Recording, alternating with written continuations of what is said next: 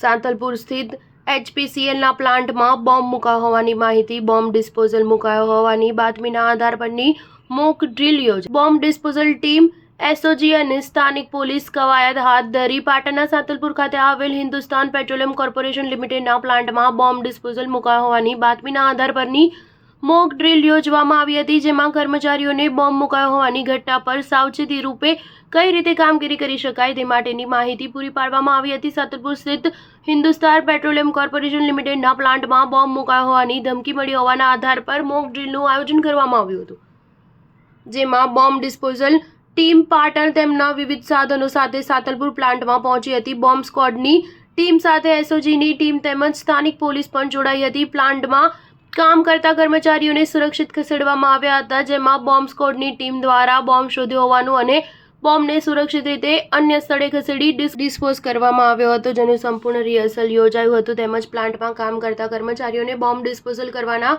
વિવિધ સાધનો માહિતી પણ આપવામાં આવી હતી.